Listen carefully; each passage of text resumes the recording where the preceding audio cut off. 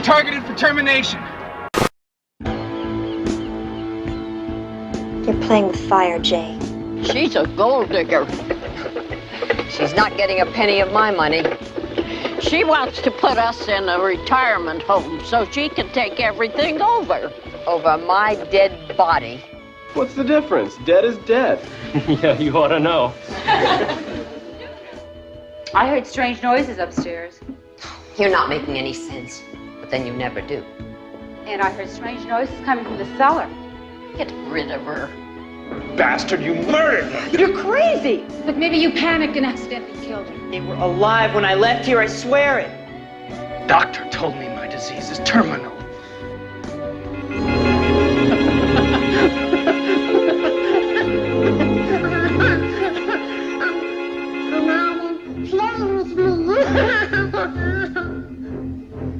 Hi, this is Larry Zerner from Friday the 13th, Part 3, and you're listening to The Hysteria Continues.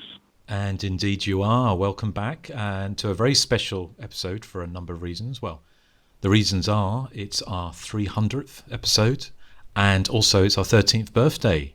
And what better way to celebrate with one of my most favoritist people, if that's a word. If it's not a word, it should be. Amanda Reyes is joining us for our birthday. So, Amanda, how are you doing? Hi, Justin. Hi. Hey, are you telling everybody about how we spent New Year's Eve together? Well, I did on the last episode, which I don't think is out by the time we're recording. But yes, we spent, and lucky you didn't give me a very special present. No, I didn't get you sick with the virus that I apparently which is amazing, isn't it? Considering. Oh, do you have COVID, Amanda? I do. I don't anymore, but okay. I got it right before I left Madrid and not Madrid, Lanzarote, and I was worried I gave it to Justin and everybody at his house for like a week, but everybody seems okay, so I'm really happy about that. Yes. So, but yeah, that was fun. That was a lot of fun. We did talk about it last time and said we watched Orphan, First Kill, and some 80s slasher trailers to welcome in the new year. Although we fumbled the actual New Year's Eve, the actual 12 o'clock, didn't we? Because we couldn't get the live feed. So we went outside and watched the fireworks. But yeah, that was lovely to spend it with you and David. So yeah, hopefully that won't be the last time, I'm sure. I hope not. And it was really great to spend it with you and Stuart and Rosita. Ah, yes, little Rosita. My absolute favorite creature on this planet. Yeah, well, she would be your favourite creature unless you would try to clean her eyes, and then you might see another side to her. She turns into an Inga. Aww. Oh. But yeah, Amanda, thank you for coming on to join us for this. So we're covering They're Playing with Fire from 1984, which is the Howard Avidas, saying his name correct, the director of Mortuary, aka Embalmed. This was kind of follow-up, I can guess, a couple of years later, which is, we talked about this last time, Amanda, when we were sort of saying, we're not exactly running out of slasher movies because there's 10, 20 times more slasher movies we could cover going forward. But our prestige slasher movies we kind of struggled with, and we thought, actually, this kind of falls into our wheelhouse. It's from the golden age of the slasher movie, and it's a kind of weird one because it is a slasher movie for part of it, and for much of it, it's not a slasher movie. It's kind of a Frankenstein's monster of kind of exploitation and horror. But I'm looking forward to hearing what you think about it. And I know, obviously, you may spend half an hour talking about Andrew Prine. Am I right? You know what? I didn't make any notes about Andrew Prine. I think because I spent so much time talking about his penis last time I was on that I don't know what else I could add. You don't see his penis in this one, do you? I don't think you see his penis in anything except that magazine I told you about. I think it was Viva magazine. Right. But okay. He should really have been showing it to everybody at that point. Yes, but I'm sure he would have been arrested. No.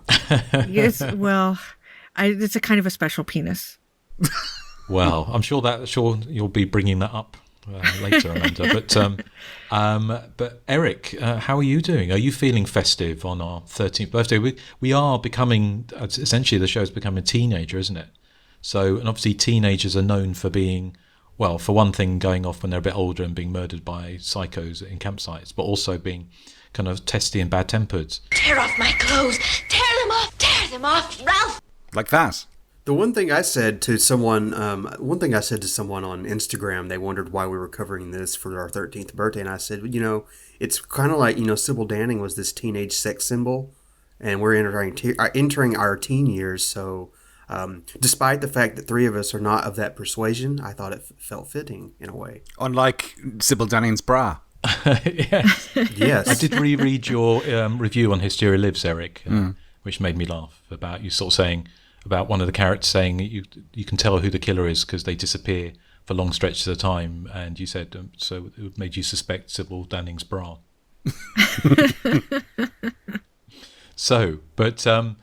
And Nathan, happy birthday to you.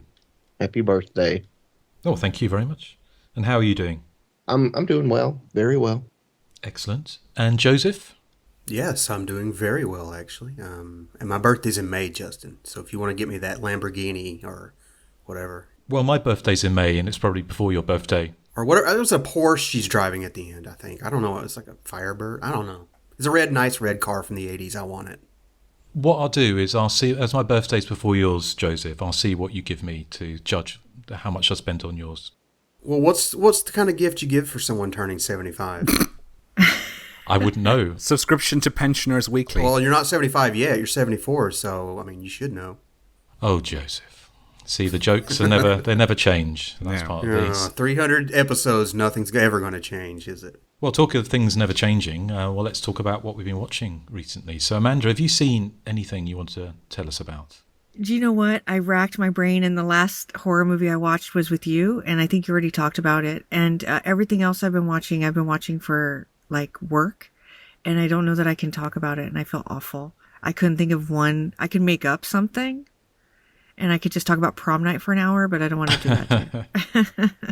Well, talking actually of prom night, I did see that Netflix are doing a part 4 of Fear Street, aren't they? Which did the slasher thing, and they're doing a is it R.L. Stein? Yeah. And it's prom queen from hell or something.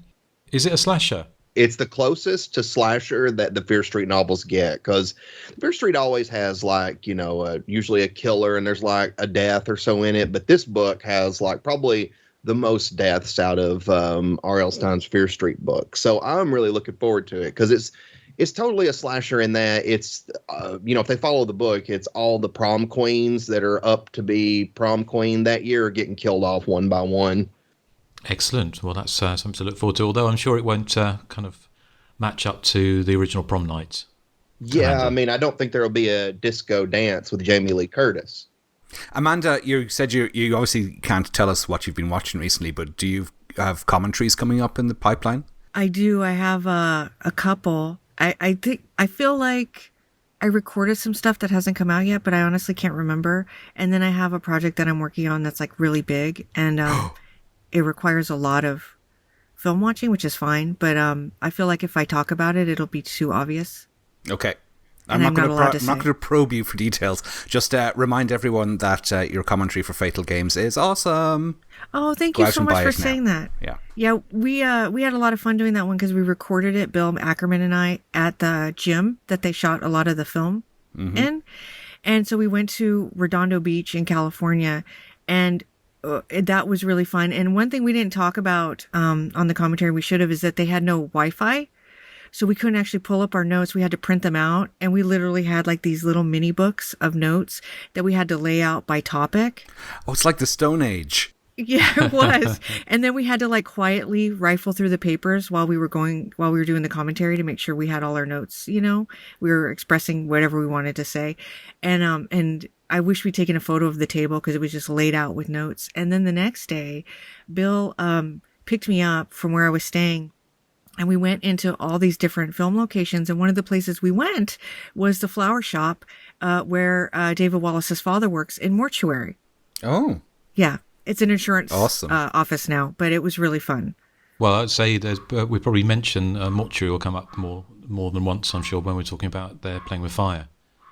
So, but look forward to your input on that, Amanda. So, excellent. Erik, how about you? Nothing horror-wise. No, I've only seen one film during the week apart from what we're covering, and that was the first time I'd watched William Friedkin's film Sorcerer from 1977. So this is the film he made directly after The Exorcist. So I said I'd never seen it before. I knew kind of the basic outline. It's 4 people on the run from either the law or mobsters, or find themselves in this Colombian village, and they're given a task to transport some highly volatile dynamite. Apparently, if you store dynamite incorrectly, it can become so volatile that any kind of vibration will set it off. So they've got to transport it sort of 200 miles in these vans across treacherous terrain. So and trying to avoid bumps in the road and any kind of obstacle. And there's a great scene, and it's actually the poster art where they're trying to get the trucks across this sort of rope bridge. That's really, really well done. The film as a whole, I thought it was really good. I'd love to watch it again, because the actual transporting of the dynamite only takes up maybe 45 minutes in the second half of the film, and the first half is all kind of set up. So it took a while to get to the point of the film, or the crux of the film, but I did really enjoy it, and it has that great sort of documentary type feel of The Exorcist. You can absolutely tell it's from the same director. I'm delighted I caught up with that one after so many years, because for a long time, and I'm sure not the only one, I thought William Friedkin's Sorcerer was going to be a kind of Excalibur type movie, but it's not. It's not supernatural at all. It's called Sorcerer because one of the trucks that they're driving is called Sorcerer, and that's why. So there's nothing, there's no wizards in it at all. Anyone else seen it? No, I've not seen it. No, I've always wanted to. I have a long time ago, but I don't really remember much about it. Okay, well, thank you, Erik. What about you, Nathan? I watched Saltburn because you talked about that in the last episode, Justin, and I'm in agreement with you on it. I like the film. I'm fairly embarrassed to say that once the credits rolled, I had to ask my husband a lot of questions because I didn't get a lot of things.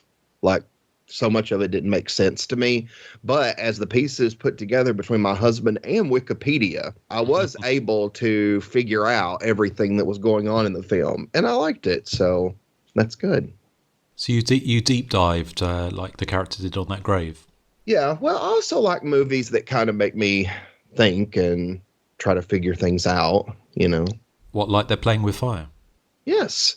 I mean, I was really invested in their Playing with Fire. I had no idea when Sybil Danning's top was going to come off again. The suspense. It is suspenseful because they're crazy. She's not real. She's not human. She can't be. Nobody's built like that and exists on this planet. She is so beautiful. Yeah, she's amazing to look at, yeah. And if you read interviews with her, she's so intelligent. Like, I think that she's awesome. Because, they did an interview where they talked about how is she, I guess embarrassed about all the nudity. And she's not, and I respect that because, she is very confident. It's kind of unfair. Shannon Tweed is also like a really smart, super charismatic, absolutely beautiful human being. And you just like, I don't understand where she stood in line for that genetic lottery payoff, but it's pretty amazing. But yeah, I like Saltburn. I think Justin and I are the only two that's seen it. Is that right? I think so. You've not seen it, Amanda? No, I'm really bad about new movies. I did see the new Godzilla film. I guess I could have talked about that. And that was really good. Godzilla -1, the have Japanese you seen it? one. No, but it's getting amazing reviews. Yeah. It blew my mind, and I actually saw it in a theater where, not to get off topic, but I saw it in a theater where they have the sensory surround, so the seats actually move when he's like taking his steps and everything, and there's mist comes when there's water and stuff, and it was wild. But it's also like a drama, and if you took the monster out of it, it'd still be like this really incredible drama about World War II. So it's this amazing film. I couldn't believe it, but I often don't get to see new movies in the theater these days. Nathan, you saw something else as well? Yes, last night Wes and I watched Shutter Island for the first time because I had not seen it and everybody had raved about it. I just, for some reason, it always missed me. But yeah, we watched it last night.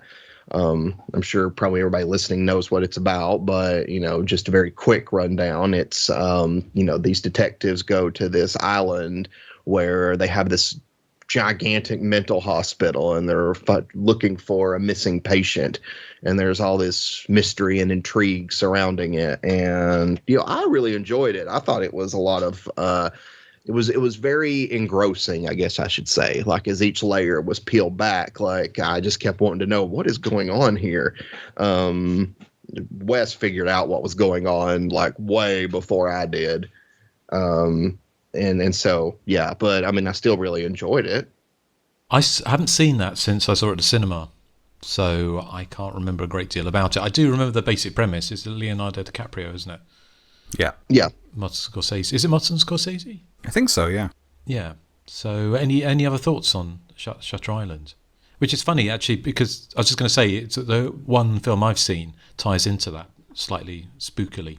Well, no, I mean, the only other, and I didn't see a movie, but I almost got into a fist fight at the dog park. Oh my God. You This turned guy into was Inga. bullying people there, and I don't like bullies. Yeah, Justin. Erik. I thought we had a truce on our birthday. It's like that World War I football match, isn't it? Yes. No, he was just like, there was a skirmish with some dogs. Like, no dog got hurt or anything, but just a little like skirmish. And the woman whose dog, I guess, had like started it was getting her dog out of the park, and he was following her and berating her all the way out of the park. And that really bothered me. So I went over and started telling him, well, actually I was nice about it. I'm like, that's not cool. I'm like, basically I was trying to be like, leave her alone. And then he just turned on me and started calling me the F word. Got into some graphic descriptions about what kind of sex I probably have. Oh my God. But he left the woman alone. She was able to get out of the park. So that was good. Oh, sorry to hear you went through that, Nathan, but good for standing up for yourself. Thank you, because I never do it. That's the only reason I brought it up. I was just in that mood that day, I guess. Excellent. Well, I'm glad to hear it. So, okay, and Joseph, I think we have left. Yeah, just one movie for me this week. I watched Brightwood from 2022, which is a time loop thriller, not unlike Time Crimes or Triangle, and that's currently streaming on Tubi. I can't really talk about the plot too much without giving anything away, but it basically concerns a married couple who are kind of experiencing serious malaise in their nuptials, and while they're out for a jog around a lake one morning, they basically discover several hooded figures stalking them in the woods. And, there's these various timelines kind of intersecting with one another. So not unlike Time Crimes or Triangle, as I said. It's done on a very meager budget, but it looks and flows quite well.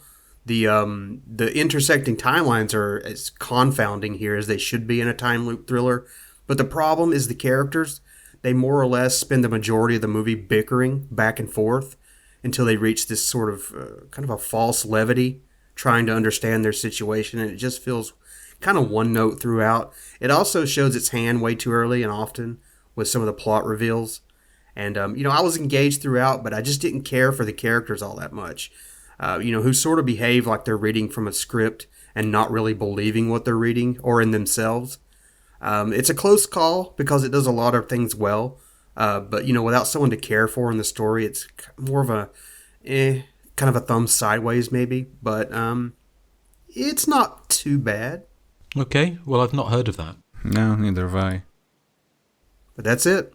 Right, well, the only thing I've seen a few things, but I'll just mention one of them. And what ties into Shutter Island, it's the 2004 film Madhouse, which I reviewed on Hysteria Lives, directed by William Butler, who is possibly better known as being the nice boy next door who dies horribly in slasher movies. So for everything from Friday the 13th, Part 7 to one of the Texas Chainsaw Massacre films. You'll know which Leatherface, Part 3.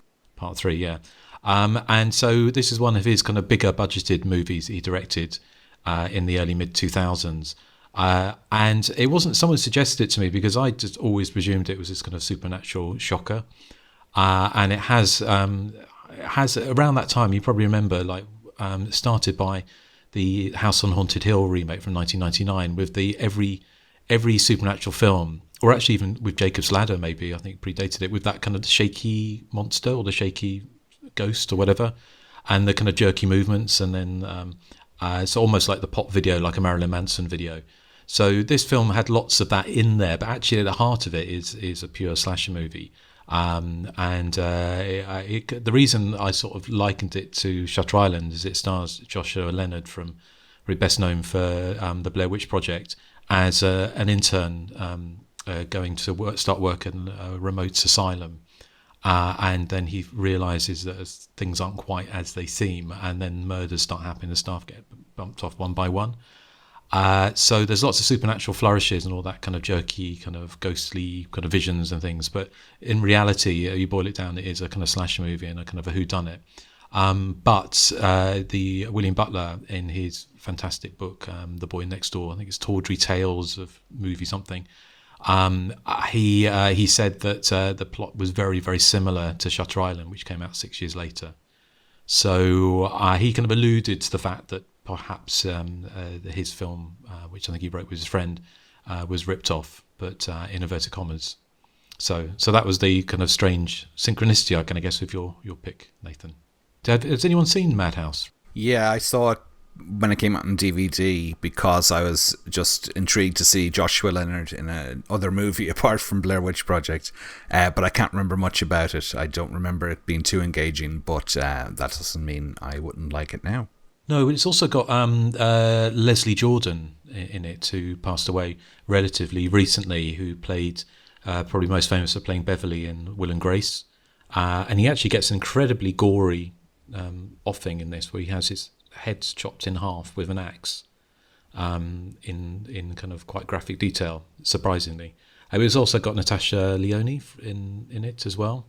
And the William Butler book is fantastic. If you ever get a chance to read it, it's really well worth reading, because he obviously talks all about his horror career as an actor, but he's very candid, and he talks, my favourite bits in it, he talks about they filmed it in Romania, and he says that Leslie Jordan was insisted on going looking for rough trade and picked up this handsome Romanian gypsy, and took him back to his hotel room, much against William Butler's advice, and then decided to, on set the next morning, tell everyone very loudly how the Romanian rough trader had stolen all his worldly goods from his hotel room. Oh dear. So, but yeah, no, it's a lot of fun. But anyway, so that was that. And talking, is it going to be a lot of fun? Sorry. Oh, I just want to say, so I actually casually know William Butler, and when I lived in LA, and I met him at a Return of the Living Dead kind of thing. And he was had he directed the sequels or something? He was at some he was involved event. with them, wasn't he? Yeah. Yeah, and I just walked up to him, and I was very starstruck because he'd been in Leatherface and stuff. And he handed me this flyer, and he says, I have these Halloween parties. You should come to my party. And I went to his Halloween party for like 3 years in a row. He had these wild, huge parties, and anybody in like the horror world was there. And I'm trying to remember like who I met, but I know John Carl Buchelaar, I don't know how you say his last name, the guy who directed Friday the 13th Part 7, was there, and I got to meet him. And people would come in like these wild costumes. I remember this couple came dressed as Tron, and they had like the whole lit up like neon helmets and outfits. And one guy came with just a sock on his penis. That happened every year. There'd be some guy naked, and we're like, don't sit down anywhere, please. And he was really nice, and he would wear these really extravagant costumes. And one year he went as like a lesbian PE teacher, and it was pretty amazing.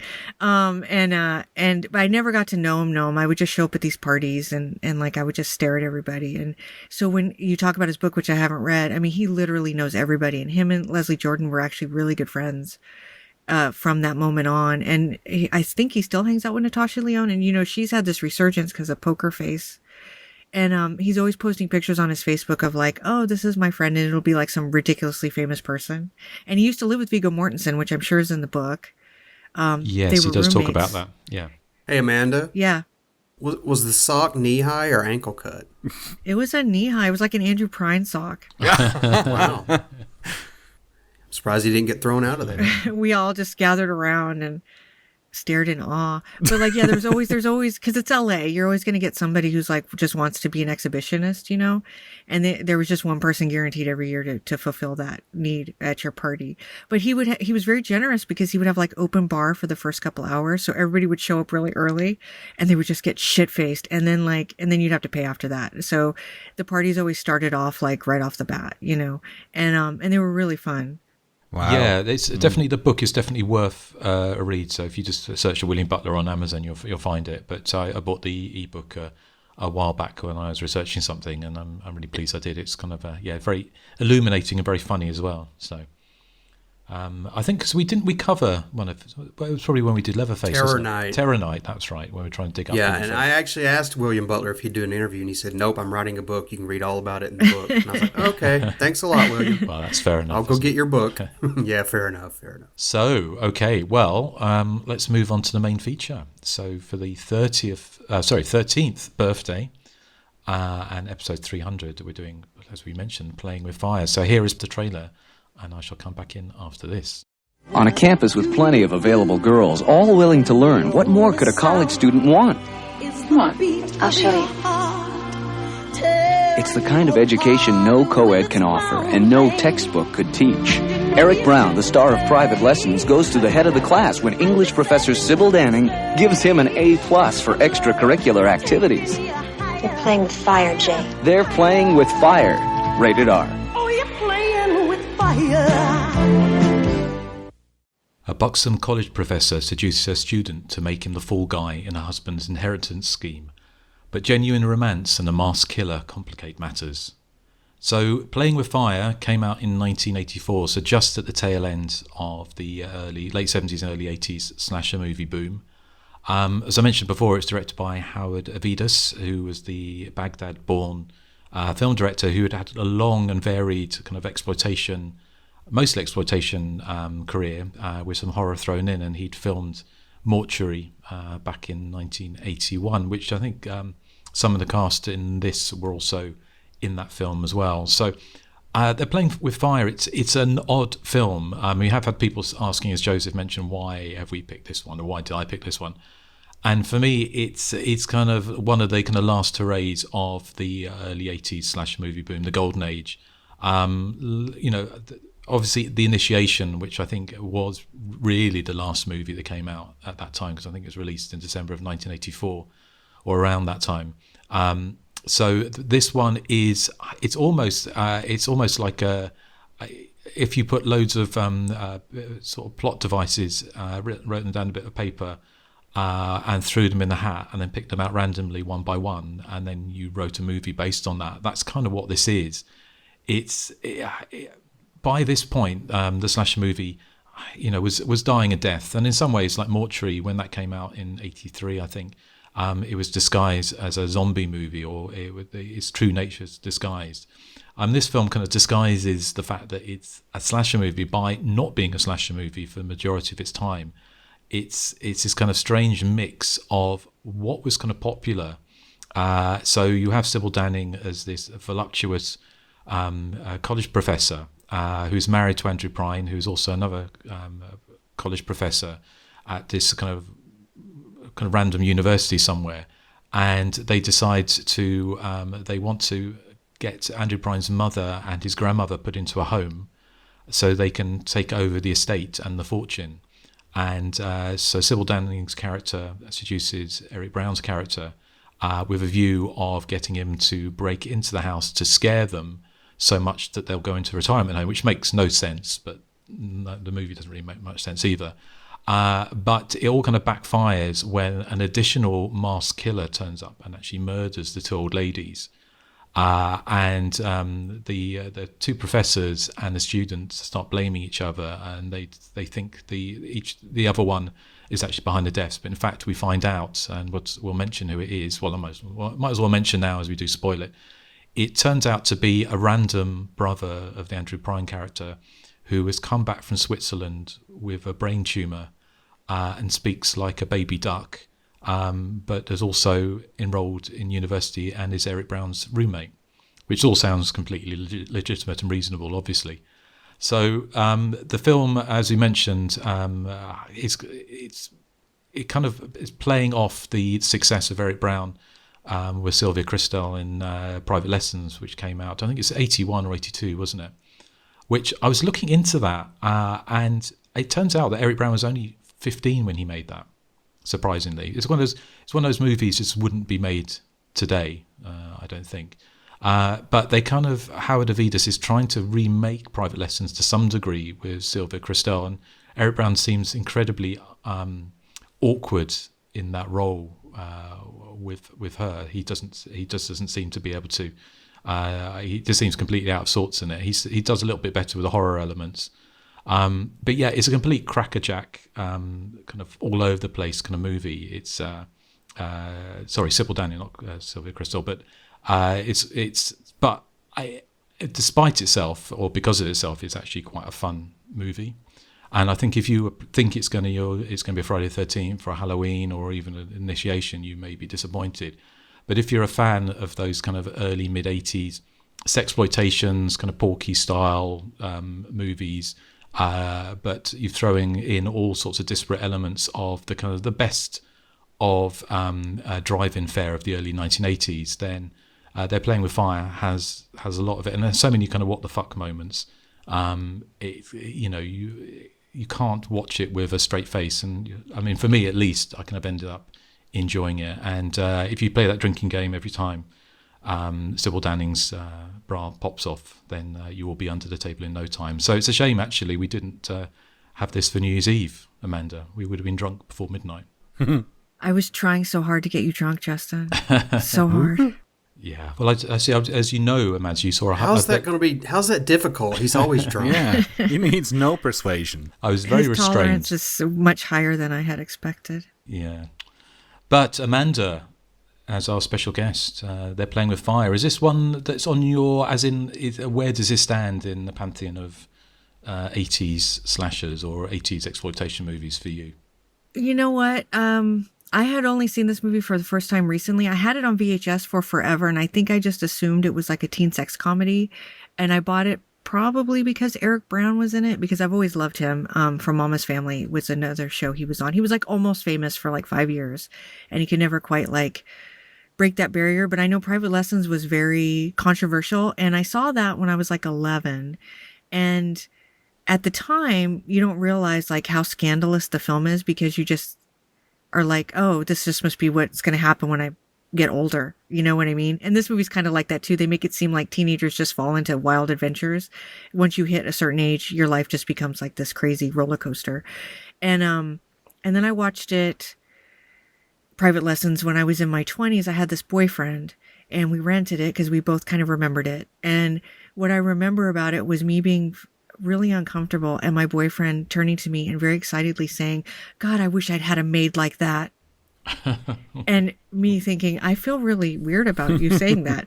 And so I've always been kind of like minorly obsessed with Erik Brown, but I didn't get around to this for some reason. So I saw it recently because it showed up on Tubi, and I watched it last year for the first time, and I really like it. I don't know if this is the place or not to talk about my argument that it's probably a neo-noir as compared to a slasher or a teen sex comedy or even like a suspense thriller. It seems to fall into kind of a specific moment in time in the 80s when movies like Body Heat were kind of catching on, and The Postman Always Rings Twice. And I think that's probably what this is, but also taking all of these other marketable elements that you've mentioned and putting them in there. And I like it. I like it because it does have that mortuary flavor. Mortuary is one of my all-time favorite slashers, and I think what I like about it is I like that it's really colorful and it's really brisk, and there's a lot of blue sky, and it kind of captures like I don't think it's supposed to take place in LA, but it kind of captures those things about LA that we think of in the 80s, which is kind of like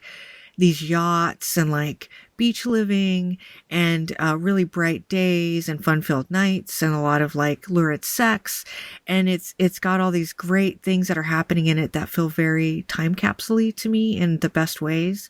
And it also has a really good cast.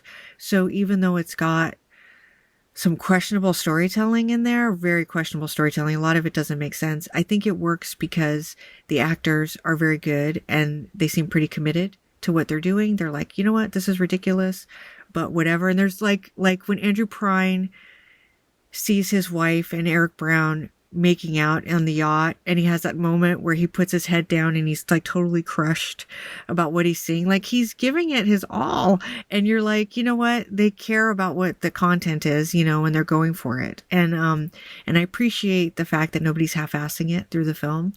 So I think it's pretty good, but where it lies in like the list of slashers, it'd be sort of towards the bottom, only in that it's got like one really impressive murder and then a lot of like disappointing moments. So like, there's a really great scene with this girl who's really beautiful and she's obsessed with Erik Brown. Like he gets all the women all the time, and she's like so obsessed with him. She goes to the point of like taking photos of him with Sybil Danning to like blackmail him to come back to her. And she goes to the house to see Andrew Prine to like tell him about this affair, and she's attacked by this guy in a Santa Claus outfit with like a club or a baseball bat or something. And you're like, okay, where did that come from? But then later there's these 3 teenagers who are friends of Erik Brown's who show up at the house to look for her. And that should have been a slasher bonanza, but it ends up just being kind of like a stalking piece, and then they leave. And you're like, well, okay. And I feel like the slasher elements are kind of disappointing to me in this, even though I like the movie a lot. So I feel like it's a pretty fun film, but in terms of like where it lies in like the history of slashers, I don't know that I would qualify it as one outside of that one moment that I talked about. So I don't know if that answers your question, but I do think it's a really good film, and I think people would enjoy it. I kind of agree in a lot of ways. I mean, I especially agree with the fact is they kind of completely missed the opportunity to bump off those 3 teenagers that turn up at the house, and all they do is one goes for a piss and then they leave, don't they, in the car, which is a complete waste. Yeah. I mean, I do feel that the that moment, kind of the what the fuck moment with the killer comes out dressed as Santa Claus and beats the girl to death with a club, for no real reason I can really work out why. But the last part of the movie where they Sybil Danning and Erik Brown are being stalked around the house by the killer with a machete, definitely. I mean, that for me falls into the whole slasher movie thing. So it moves into that, but it is a kind of for somebody who made Mortuary. It is strange that it's got this kind of real scattergun approach to genres and subgenres and what's going on in it. But for me, that kind of makes it kind of, once you know what you're going to get with it, it kind of makes me sort of all the more fascinating. Although I think it's interesting you're saying about the noir thing, because the whole thing about planning behind people's backs to get them, basically to drive them insane, or in this case to put them into a retirement home to get the inheritance is kind of very noirish, isn't it? Go ahead. No, I was going to say it's the kind of thing you would see in the kind of early gialli as well, which are kind of very much influenced by that noir thing, rather than the black glove killer killing everyone off one by one. The whole idea of trying to drive Carol Baker insane, you know, Jean Sorel or someone's trying to drive Carol Baker insane. Also, it's that kind of thing going on in it is kind of very noirish. So I can see that's good. It's an interesting comparison. So thank you for that. Yeah, that's what I think it is. But I also wanted to mention, since we're talking about the Santa Claus outfit, did anybody else, we're talking about like how William Butler said that maybe Shutter Island lifted stuff from Madhouse, but does anybody think that maybe David Lynch saw They're Playing with Fire, and when he made Wild at Heart, do you remember Crispin Glover's character Jingledale, and he wore the Santa Claus outfit? And he was like this completely insane guy who's told his story is like all in flashback. And there's this great scene where somebody asks him what he's doing, and he's in the kitchen dressed as Santa Claus, and he just screams, "I'm making my lunch." Crispin Glover played an insane guy. That's unheard of. But he every time I watch this movie, which is twice now, I always think about Jingledale, and I just wonder if like there's some element there that like David Lynch was like, wow, that's really weird, and I'm weird, so why not build on that? It's kind of, I don't understand where that Santa Claus thing came from. Although there is a Christmas tree up later when they find one of the victims dressed as a pirate for no discernible reason. All I can think it's supposed to be that the killer has regressed back to childhood. That's the only thing I can link it with. But this came, I guess this came out before Silent Night, Deadly Night. But To All a Good Night would have been out before this, and Christmas Evil, although I don't think either of those films particularly were, I don't even think To All a Good Night got a cinema release. I might be wrong on that. But Eric, how about you? What were your thoughts on this movie? Because obviously you reviewed it for Hysteria Lives. Yeah, and I gave it kind of a damning review of sorts. I gave it 2.5 out of 5. I've definitely enjoyed it more this time around. As you said, as a slasher film, it's not particularly effective. But what I did like about it is, and the vibe I was getting from They're Playing with Fire is very much of a soap opera. I thought it was very much like Dynasty / Knots Landing / Dallas, because I thought you could take out Sybil Danning and put in Joan Collins or Donna Mills, and it would play almost like a sexy episode of one of the soap operas they'd be in. So it seems to be less influenced by Friday the 13th and Halloween than it is by, this is 1984. This was peak Dallas Dynasty, Knots Landing era, and I think that's what's informing the sort of style of movie that they've gone to make. It feels almost like a TV episode to me, except, as we said, with Sybil Danning taking her clothes off and that. Like the last episode's Fatal Pulse, it has that really bombastic theme music / song at the very start. This one sounded like a cross between Tina Turner and Shirley Bassey, doing this 80s power ballad. And it certainly doesn't create a tone of terror or suspense, but it does suit the tone of the film, which is kind of like a teen crime thriller, I suppose, with copious amounts of boobies. Another thing that I agree on, that I mentioned in my original review on Hysteria Lives, is that I think Sybil Danning is great, and we've mentioned this before, and I think her acting skills often get overlooked, as people are focusing on her bazungas.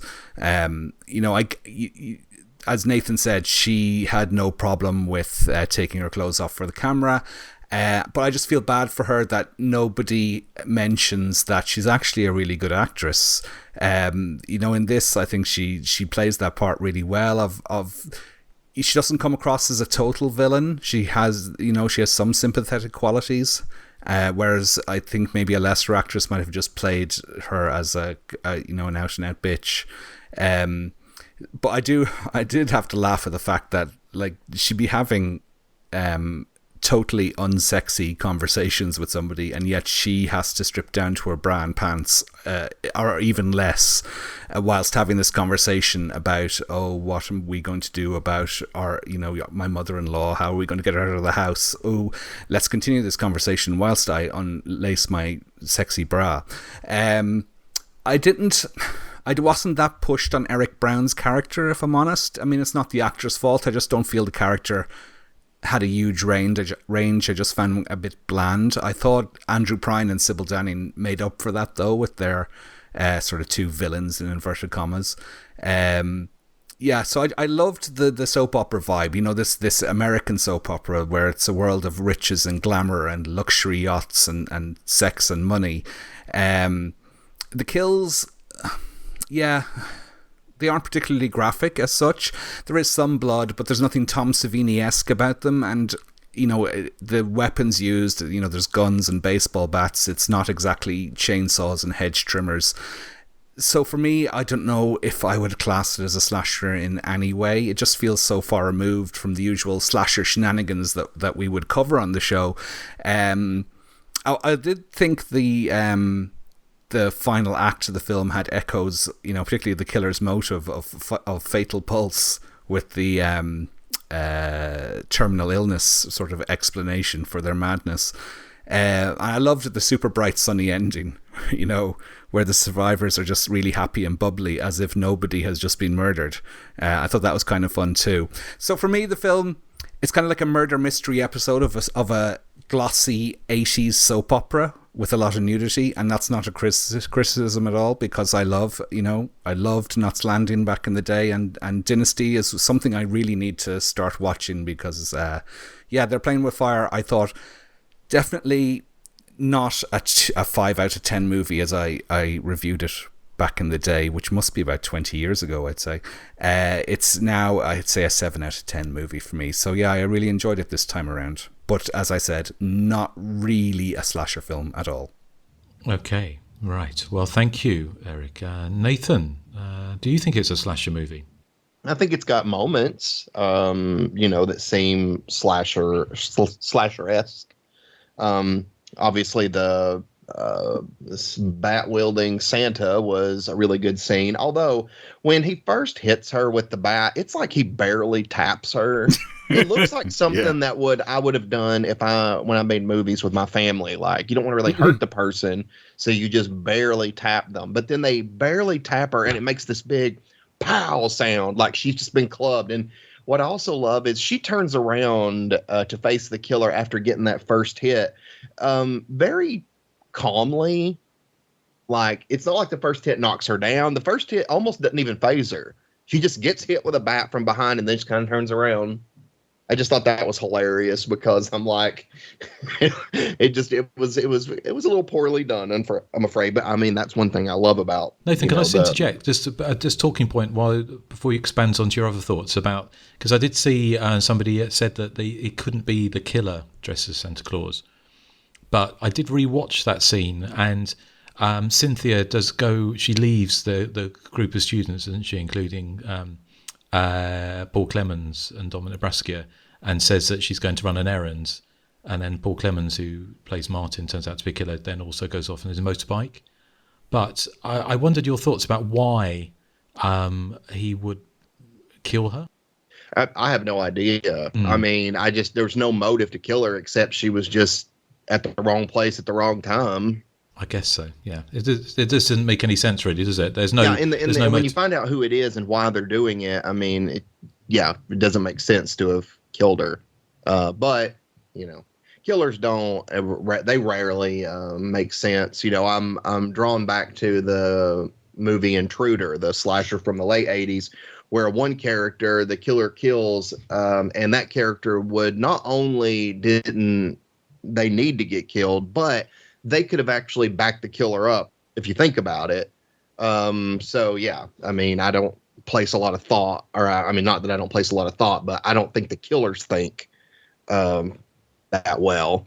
I think it does make a little sense because that room with all his toys and stuff, I think was supposed to be hidden, because there's that reference at the beginning with the gardener who's the cousin of, we find out, of the mom.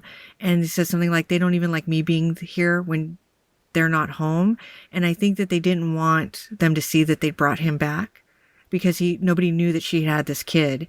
So when he would have had some idea that she'd already come to the house, right? And maybe he was worried that she would discover that room that he was living in part-time. Does that make sense to you? And so he thought he had to get rid of her to keep the secret that he was in the house. That does make sense. Do you think he just was sitting around dressed as Santa Claus? Yeah, I don't know if he was sitting around dressed as Santa Claus, but I do think that he was trying to keep his existence in that house a secret, and she was showing up too much because that was her second visit. And so maybe he thought it was getting too close because he needed that secrecy there so that he could live those two lives. I mean, I'm just thinking of this now, but to me, that sort of does make sense why she would be killed.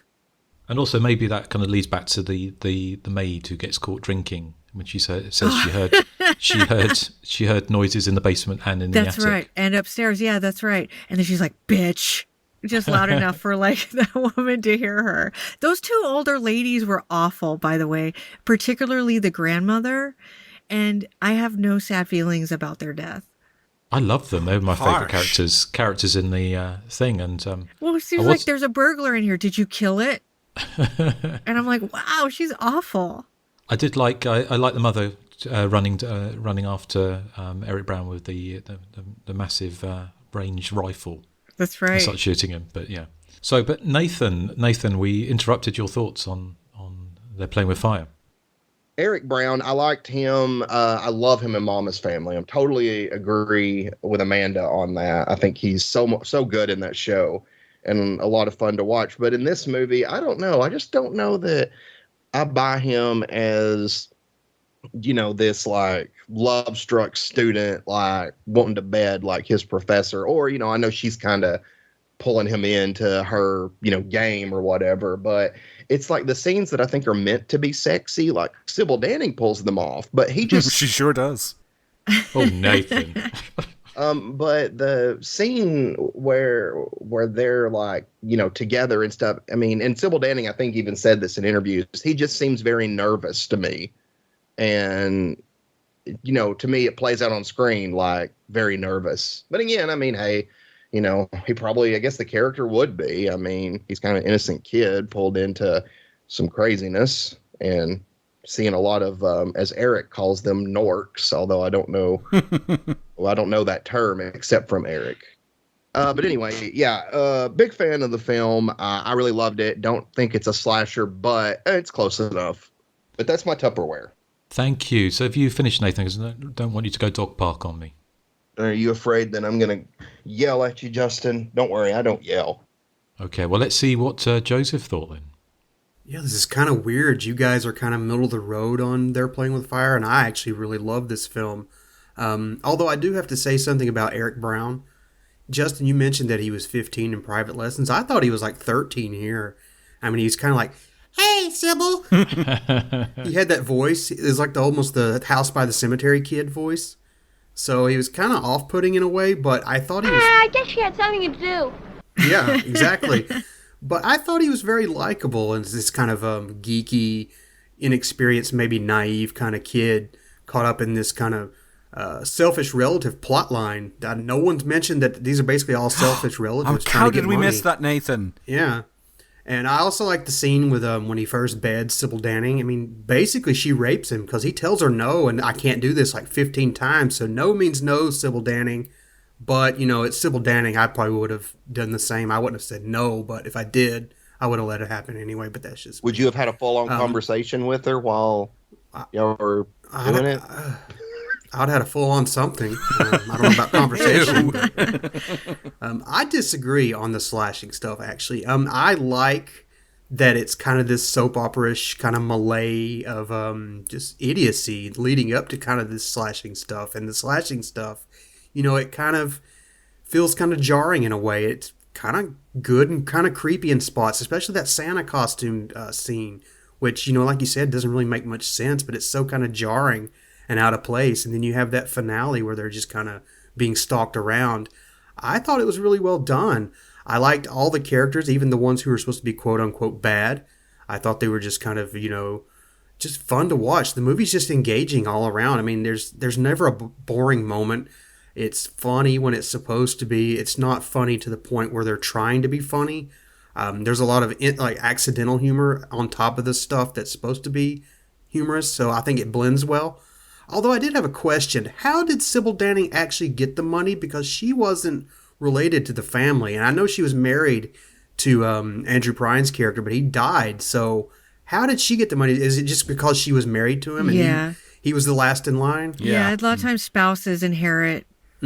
Okay, yeah, so that answers that question. She got but lucky. Yeah, she did. So did Erik Braun. But yeah, I really enjoyed this one. I'd seen it once or twice before, but it'd been like 30 years and I'd just forgotten all about it. So, Justin, I have to applaud you. I think this is a great 300th episode and our 13th birthday, especially taking Sybil Danning into consideration, considering she was this kind of, teenage sex bomb for all the boys kind of hitting puberty and all back in the day. Yeah, thumbs up for me. I really enjoyed this. Excellent. Well, I did look, while we were talking, I just had a quick look at Sybil Danning Playboy because it makes a lot out of the fact that she was kind of Playboy sensation. And she was, I don't know if she may have been it more than once, but she was on a cover star of Playboy in July of 1983, which would have made sense for this kind of coming off the back of that. I mean, Sybil Danning had been around for quite a few years, hasn't she? I mean, she's in the Queen, the Queen that Kills Seven Times, or is it? Oh, is she? Sometimes, yeah. She's and she was also in quite a few kind of early 70s and sort of 70s movies. Wasn't she in Meteor as well? I think in the avalanche sequence, and yeah, she's been around before. But and then of course Howling 2, and these are Reform School Girls. So that kind of cemented her kind of legacy. But I think this kind of very much came off the back of that Playboy editorial, which obviously was a big sensation back then. And Howard Avidas obviously had seen Private Lessons and kind of really wanted to mix them mix that together with that kind of the slasher movies stuff, which he obviously had some success with Mortuary, although I say Mortuary was, I think it was made in 81 and wasn't released until 83. So that ship had sailed by that point. But I guess he thought he was covering all bases with They're Playing with Fire. But should we talk about some background now? So Amanda, have you got any background for us? Yeah, I've got a couple of things, and then I'll go into that noir thing, and it's very short, but mostly I just looked up Erik Brown because I just needed an excuse to look up Erik Brown. He comes in and out of my life periodically, and I'm like, oh, I love that guy. So somebody posted an article. He was interviewed in 2002, and it was like, where are they now kind of things. And I remember he showed up in People magazine as well a few years ago, but so he was actually a child actor, and his father died when he was 11. And he said that he felt like that made him have to grow up really quickly, but he was already acting. He began acting at the age of 4, starting in commercials, and he attended a school called the Professional Children's School in Manhattan. And then, of course, private lessons would be kind of a star-making role for him. And I mean star-making in like that B movie level.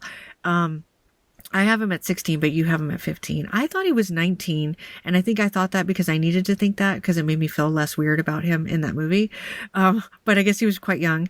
And then about 2 years after that, he landed a role on Mama's Family playing Ken Berry's son. Now, that show had 2 iterations. Many people may remember it was on network for a season, and that's when they had Carol Burnett and Betty White and Rue McClanahan.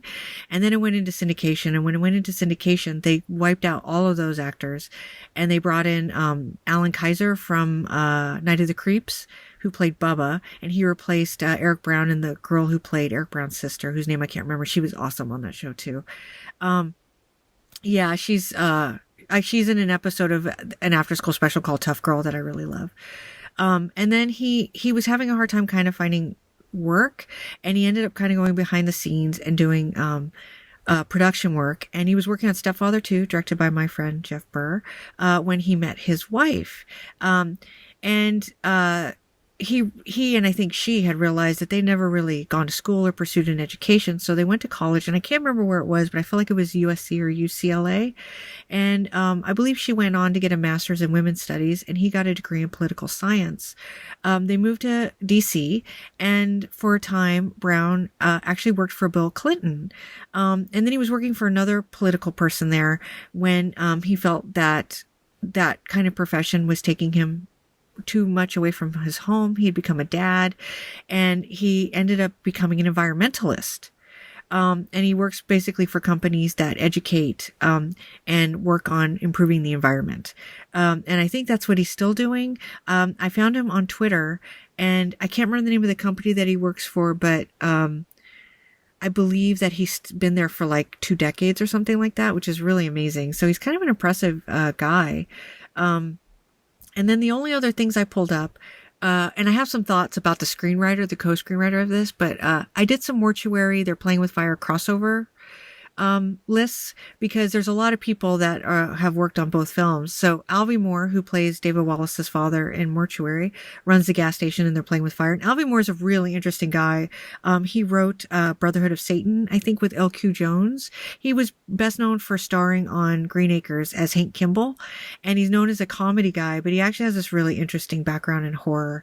And he was also in Scream from 1981. That's right, yeah. And just a really, really interesting guy. I kind of want to write an article about him someday. I think he's just really, really neat. Kurt Ayers, who plays the bartender in They're Playing with Fire, was of course the requisite chubby guy in Mortuary. He's in the roller skating rink in that scene. Therese Haynes, who is the pub singer in They're Playing with Fire, is featured on the Mortuary soundtrack, and I think she's singing that song that they're playing in the roller skating rink. Do you remember that? Be My Love. Do you remember that? It's a great song. Beth Scheffel, who plays Cynthia in They're Playing with Fire, was Bonnie in Mortuary, also in the roller skating rink. This movie, They're Playing with Fire, was her last on-screen role. Gary Graver, who was the director of photography on Mortuary, also was the director of photography on this film. And Marlene Schmidt, who served as the co-writer on Mortuary, also co-wrote They're Playing with Fire with her husband, Howard Avidas. Now, Marlene Schmidt is a really interesting character. She was Miss Germany in 1961 and actually had a degree in electrical engineering. Now, I'm kind of confused about if she's still married to Howard Avidas, who I think his real name is Hikmat Avidas, because she, after her little small Hollywood film career, where she said, quote, "I learned that life in Hollywood wasn't for me." She went back home to Germany and got a job as an electrical engineer. But I saw that Howard Avidas is teaching film at UCLA, I think. So I think they might be divorced now, but their IMDb say that they're still married, I think. Oh, IMDb is saying Howard Avidas died in 2017. Oh, I didn't know that. At the age of 90. Well, then he was teaching, I think, at UCLA. I found his LinkedIn, and I was like, oh, that's so interesting. But I wondered if you've ever seen him, and I've only seen him kind of older. He's kind of this small, gangly guy, and I wonder if the inspiration for their Playing with Fire came from the fact that he was married to this buxom blonde who was Miss Germany, and that relationship was built like to be similar, not similar in all the subterfuge and murder, but like this idea of like this geeky guy getting this really beautiful model, you know what I mean? And I kind of wonder if that was the inspiration for like the underlying subplot of that story. The reviews were pretty across the board negative. Most of them, though, what they complained about was that it was mismarketed. And so Box Office Magazine said, despite the impression given by the film's advertising, They're Playing with Fire is not a comedy or a romance, and it's not a sequel to Private Lessons. It's an unpleasant, unbelievable thriller with violence borrowed from Friday the 13th. Audiences expecting one kind of bad movie are going to be getting a completely different kind of bad movie, not a way to create a happy movie-going public. But finally, and most damaging, there's the viciousness of the film's murders, which would be startling even in a slasher movie where you expect stomach-churning violence. Variety also felt that it was mismarketed and said it was a, quote, failure on all levels. And the Hollywood Reporter agreed with both Box Office and Variety, and they said, quote, fails to give the audience what it promises them. So I think most people, I even think, I didn't pull it, but Kevin Smith of the LA Times, I think, said basically the same thing, that it just was mismarketed, which it may have been.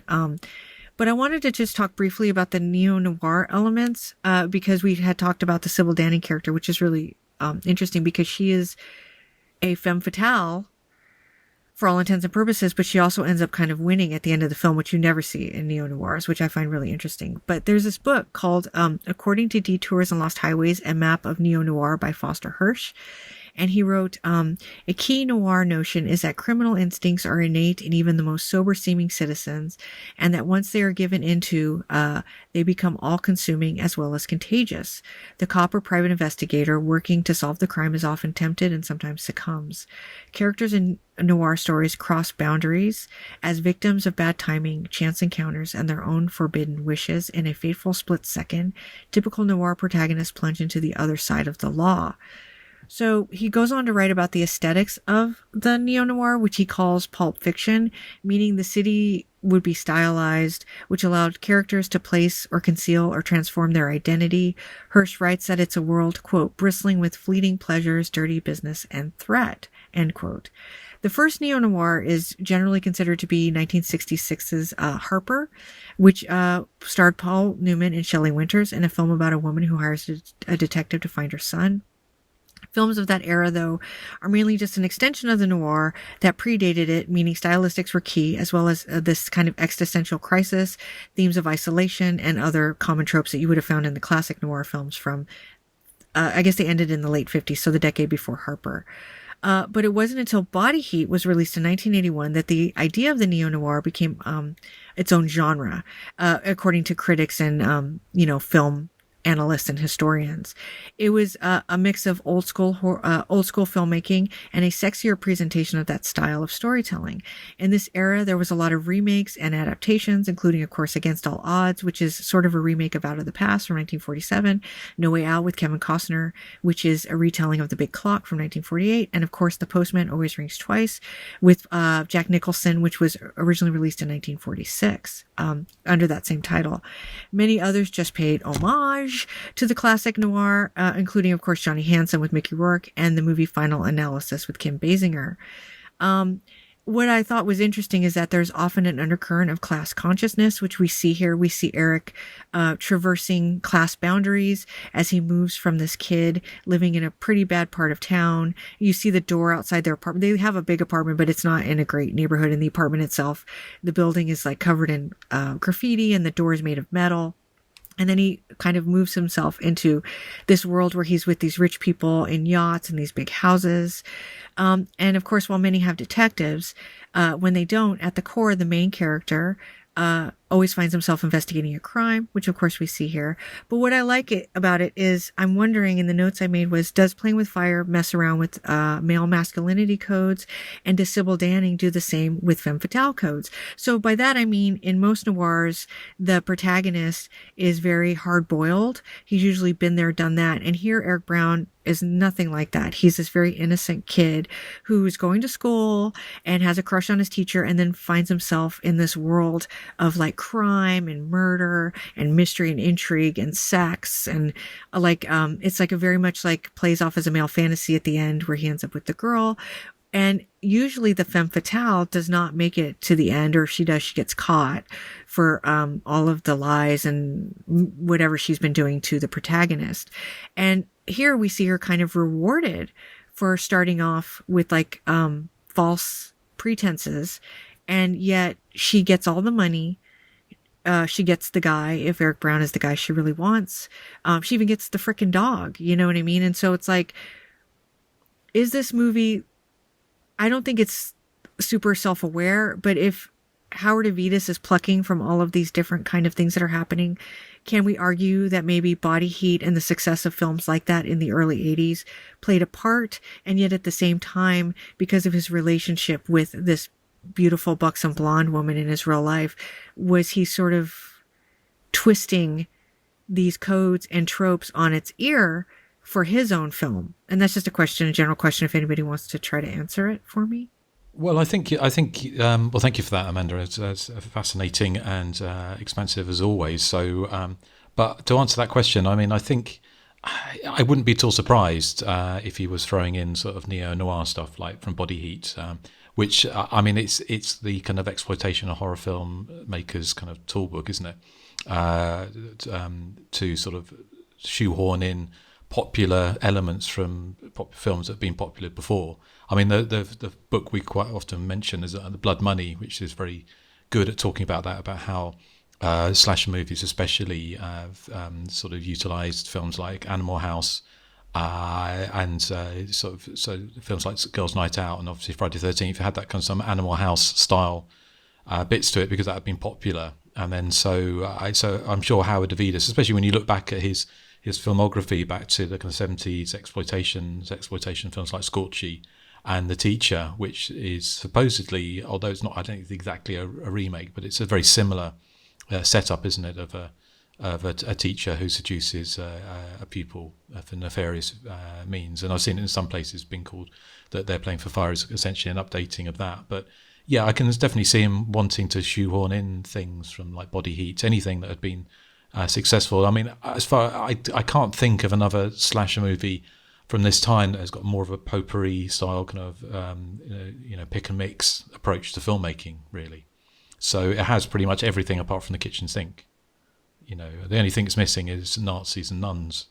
I think that's the only other things that it could add to make it different. I mean, it's got everything you can. You know, it is basically a kind of telephone book of the touchstones of all kind of early 80s exploitation and horror and sexploitation. So yeah, I wouldn't be at all surprised if film noir was something that he'd put in, because especially when you actually read about Howard Avidas and how accomplished he was as far as his education, you know, and where he taught and his the education he'd had as far as filmmaking goes, then he certainly it would have been far more expansive than the kind of films he actually made. That's interesting, yeah. So I don't know if anyone else has got any. I mean, I went through a period of watching kind of the neo noir, which obviously like all the 40s ones with Gloria Graham. Gloria Graham, yes. So those kind of femme fatales, and you say about is kind of having that slightly punk rock thing with this of like the femme fatale actually sort of getting away with things. Of course, back then when they were making the film noirs, they actually had the kind of Hays Code, didn't they, and all those kind of things, which prohibited them from like criminals actually winning out in the end. There's also an interesting thing about this predates kind of the erotic thriller craze of the 90s, but and it also rejects those films, but like in those movies there's been a lot of theorizing about, because it came out in the era of AIDS, that the woman is the disease that the man is infected by.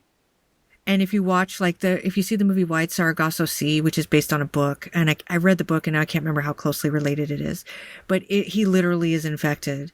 And it's like the woman is constantly being punished. She becomes the thing that is the reason why everything went wrong. It's never the man's fault. And that goes back to noir. I don't think it's as heavily telegraphed there in terms of like in the 90s. I think they were really punishing women in those films, and I like a lot of those movies, but this movie seems to be like, no, we don't like that. Let's let her get the guy and get the money and have a good life. And I find that really fascinating in comparison to all these other movies we've been talking about. Yeah, I mean, it is very interesting. I don't know why. I wonder why Erik Brown would have made this movie if he because from the interviews I've seen with Sybil Danning talking about him, and just to quote here, she says of him, says, "But Mr. Brown, young Mr. Brown, hated doing the sexy scenes. He didn't want to do them. He felt totally uncomfortable doing them. He did not like doing them, and I think maybe because he was so against doing them that it came across as him being shy. Maybe it worked. So it is a kind of strange dynamic, isn't it? With she's almost like playing this kind of praying mantis to his kind of grasshopper. It's kind of it's a strange setup. But anyone else want to chime in, sort of on that kind of film noir or any other kind of background? I got a little bit. It was released to VHS through Thorny MI in 1985, and this is funny because you know how typically a lot of these movies they have taglines on the video or even on the poster, really, but this one, like the grammar is so bad, it just feels like it was done by AI way back in 1984. It says, "Student finds himself enmeshed in murder plot with seductive professor." It's not, he's a student and he's just found something like that. It's just like a very weird log line there. I have a book called what's it called? Let me look at it. The Complete Guide to Video Cassette Movies. I haven't read it in a while, but of that they say every Sybil Danning movie is a suspense film. The suspense is how long it will be before she takes off her clothes. And then it says it takes about 8 minutes in this one. Danning, who has posed for Playboy, plays a seductive English professor who more or less rapes her excited student. See, I'm not wrong there. Played by Erik Brown, and coerces him into helping her scare her mother-in-law into giving up her estate. The casting of Danning as a professor has so little credibility that it's almost amusing.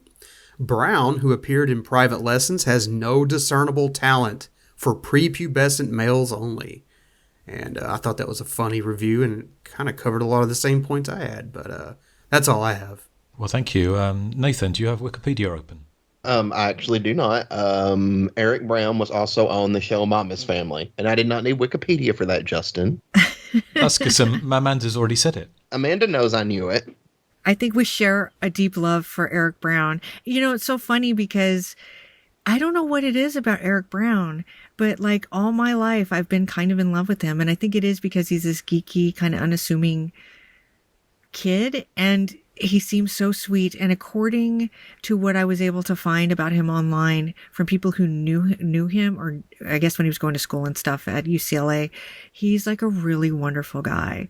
And I think maybe that comes across to me, that he's just a really likable person. So regardless of like how awkward he may seem in certain roles and stuff, there's something about him I just like. Have you seen him playing in that, what is it called? The Video Murders, where he's the serial killer?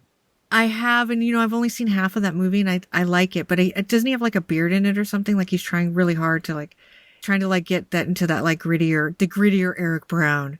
Did you guys mention he was in Waxwork? I didn't even remember him in Waxwork. Yeah. Who is he in Waxwork? He's the one who gets turned into a zombie. Oh, cool. In one of the segments. Yeah. So, I mean, presumably, because I don't know if it's Shout Factory or whoever put this out on Blu-ray not that long ago, I think. Kino Lorber. But I think that's the interview with Sybil Danning, and that was it. So whether or not they tried to get him involved in this, or it's something he doesn't want to talk about, I don't know. I mean, I don't know if you've got any insight on that, Amanda, whether or not he's ever spoken about these movies in later life.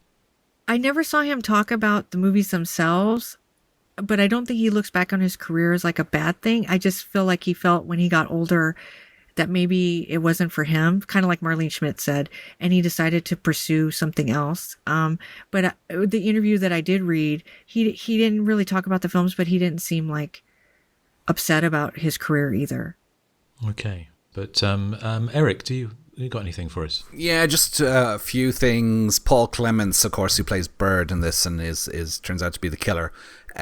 He was involved in a lawsuit with Steven Spielberg over alleged copyright infringement regarding the script Poltergeist in 1982, because it bore many similarities to a 1980 script that he had written called Housebound. He co-wrote it with somebody called Bennett Michael Yellen. Now, I couldn't find out what the outcome of the case was, but I was reading an interview with Robert Martin, former editor of Fangoria, who says that he learned all about this case when he was interviewing Paul Clements on the set of The Beast Within, which was a film he was the lead in 1982.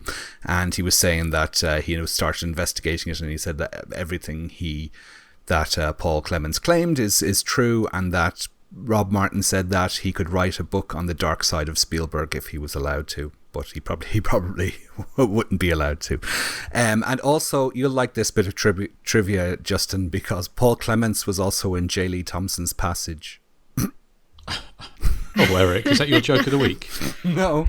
Yeah, J. Lee Thompson did a film called The Passage in 1979, and Paul Clements is in it. And it just made a lovely, hilarious sentence. And this person who sings the classic theme song is not Tina Turner or Shirley Bassey. It is Arnisha Walker. And she was a famous sort of stage actress and singer, and she was most famous for appearing in the original run of Dreamgirls. And over the course of her career, she's the only person to play all three of the Dreamgirls. So there we go. Excellent. Okay, well, thank you, Erik. And just to expand, I've got a few little bits here, just to expand on what Amanda said about the press reaction to They're Playing with Fire. Also got a couple of little quotes from a few of the reviews that came out around the time. As Jerry Roberts in the News Pilot said, the pity of They're Playing with Fire is that prints of it weren't burnt inside, instead of audiences who were paying to be insulted by this awful movie. It's promoted as softcore pornography, tries to blend the Bitchurian trappings of primetime soap operas with the paranoia and bloodletting of sleazeball horror flicks and the guzzle and belch humour of Animal House. So obviously a rave there from the News Pilot. Amanda, you mentioned Kevin Thomas in the LA Times. The quote that I pulled for him was, talk about misleading ads. Those for They're Playing with Fire suggest a steamy older woman, younger man romance when it's mainly a silly psycho tale. And the last one I have is from Bob Kirchwright in the Wichita Eagle, who said, succinctly, there is more suspense in opening a Cracker Jack box. So, what was the consensus on the group, Joseph? 16 comments for They're Playing with Fire. And from those, Jared Gravoya writes, I watched it for the first time yesterday and found it was really entertaining. It reminded me of the 70s film The Teacher. Then I found out it's from the same director and pretty much a remake of that film. I wasn't expecting much, but was delightfully surprised on how much I liked it. And I haven't seen The Teacher, so now I'm kind of interested in seeing that since I like They're Playing with Fire. Nothing really negative to say about They're Playing with Fire overall, but Yvette Kelleher says, an absolute piece of shite. The theme song is hilarious. Yeah. Follow us on Facebook and Instagram to stay up to date on all that we're doing. Listen on Amazon, Apple, iHeartRadio, Spotify, YouTube, and about 1 billion other podcatchers, both good and terrible. Join us on Patreon for as little as $1 per month to help support the show, or if you're financially inclined to do so, select one of those tiers that fits your budget for that extra monthly bonus content. That's patreon.com/The Hysteria Continues, all one word. And that goes for our email address as well. The Hysteria Continues @gmail.com. Over to you, 75-year-old Justin Kurzweil. I'm sorry, 74. So I've forgotten why I'm here. Oh no, that's right. Okay. Oh well, if only I did have dementia and I could forget these. It's my joke of the week. It's so freaking fantastic. What do you call a word fragment with big baloobies? Syllable tannin. Syllable tannin. Oh my god. You're welcome. Oh, that was terrible, Eric, but I loved it. So, wow, it's 300 episodes on the 13th birthday. So, I guess before we thank Amanda, what are we covering next time? Well, we got some feedback. Oh, feedback. Do we have feedback? Yeah, we don't have any feedback, but we do have some well wishes from our listeners. Okay. If you care to hear those. Yes. This one says, "Happy birthday, entering your teen years like Carolyn Monroe in Slaughter High?" It's a question mark. That's from Nimble Little Minx on Instagram. Congratulations on 300 episodes from the Squint one. Hollywood Chainsaw Hookers would have been more apt for episode 300. The shade, Justin. That's from Robert Medlock. Feliz cumpleaños. That's from Eli. I think that means happy birthday. In Spanish, yes.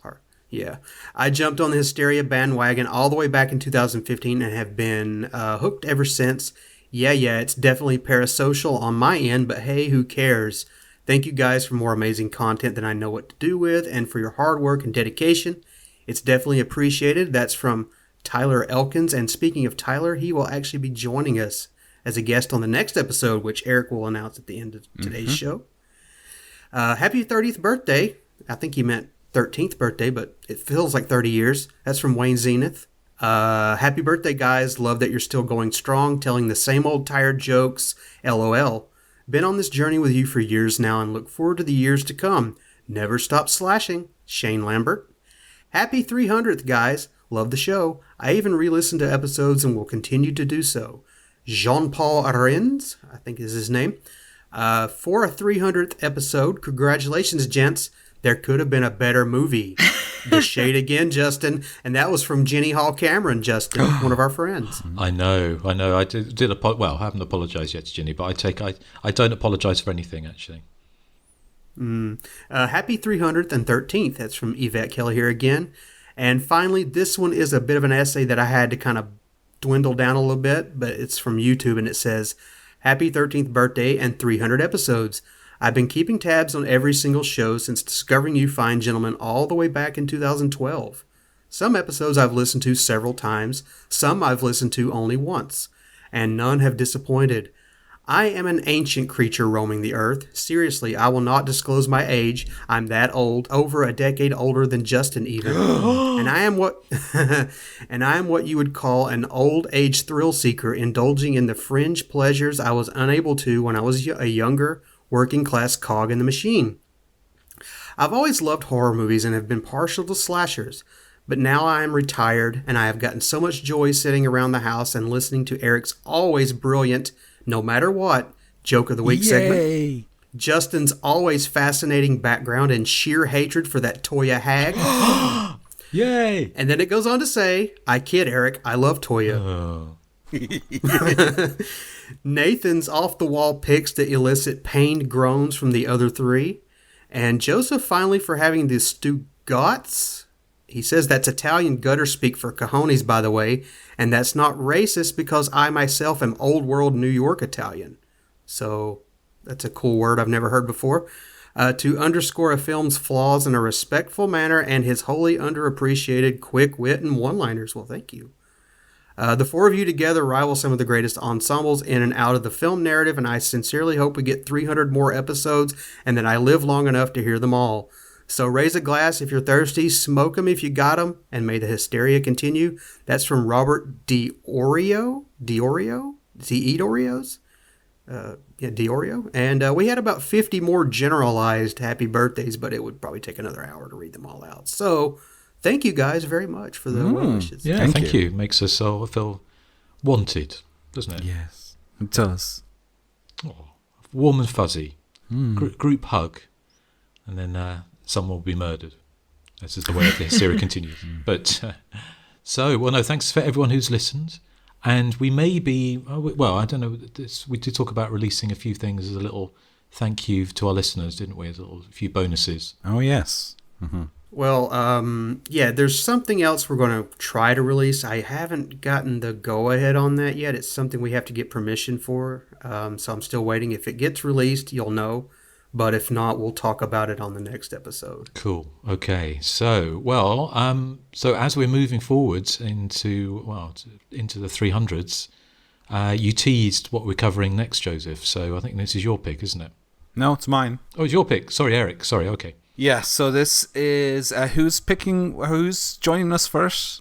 It's Tyler Elkins. Tyler Elkins has asked us if we will cover 1989's Puppet Master, directed by David Schmoller. Is that his name? From Tourist Trap. Tourist Trap, yeah. So, yeah, it's the killer puppet movie. Possibly not a slasher film as such, but hey. Well, hey, they're playing with fire is possibly not a slasher either. Yeah. But, possibly. We covered elves. I did a commentary for Puppet Master, I think, way back in the midst of time.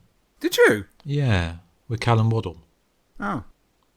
For 88 Films. I have to dig that out, listen to what I said about it. So, but yeah, no, I look forward to going back to start the Puppet Master franchise. And Amanda, thank you ever so much for coming on. It's always a pleasure, and the insights you bring Amanda. are always amazing and very enlightening, and we always get great feedback when you're on. So thank you. Thank you for helping us celebrate the 300th episode and our 13th birthday. So I hope it's been everything you were hoping it would be. Well, except for that part where you told me you're leaving everything behind for me, Justin. Yeah, that's... Except Rosita. Well, I can always bring Rosita. Yes, please. If you got wine, I do. I'm quite easy. Wow. Just one criteria you have to meet. Stuart is currently standing outside of Justin's office bedroom door crying. No, but he's eavesdropping. Yeah.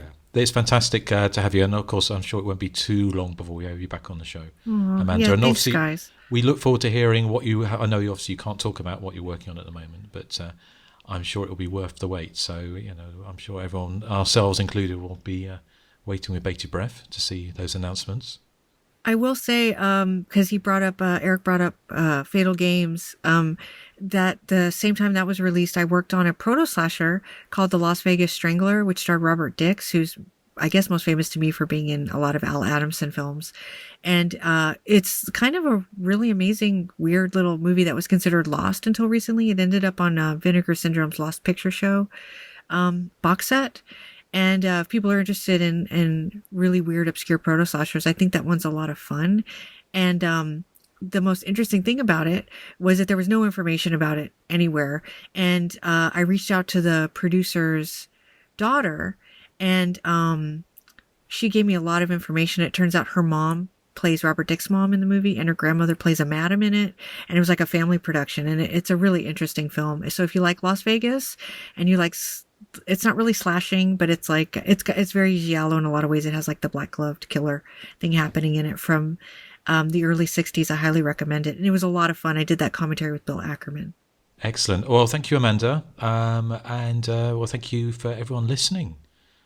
Say we couldn't have done it without you. Well, we could have done. We've been talking to an empty room. So even if we haven't heard from you out there, if you have listened to the show over the years and enjoyed it, then we're delighted that we've been able to bring some enjoyment to your life, even Erik's Joke of the Weeks, which we know is a highlight for many people.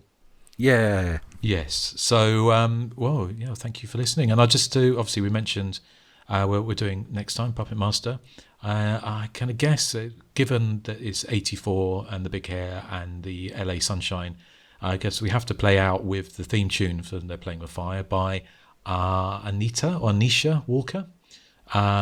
Which is just called Playing with Fire. So we'll get our hard rock hairspray out and our lycra, and we'll get down to this. What do you do when the only sound is the beat of your heart, tearing you apart with its pounding? Where do you go? Can't you run away from a love that is wrong? But the feeling's so strong that you stay. And you know you shouldn't stay.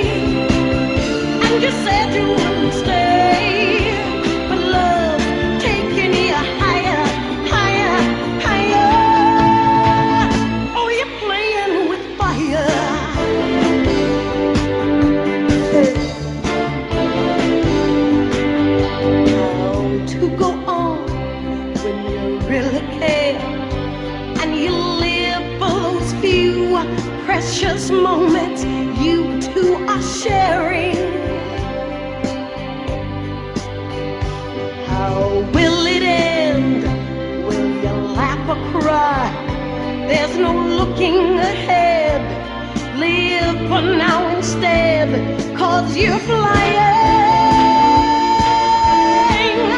And you know you shouldn't stay. And you said you wouldn't stay.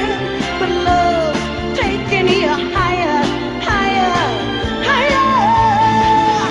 Oh, you're playing with fire.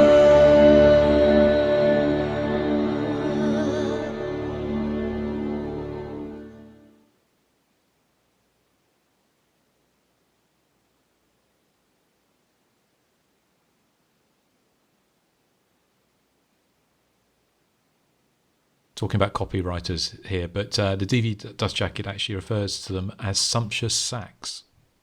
Oh, that's awful. I think Eric knows a lot about sumptuous sacks, don't you, Eric? Mm-hmm.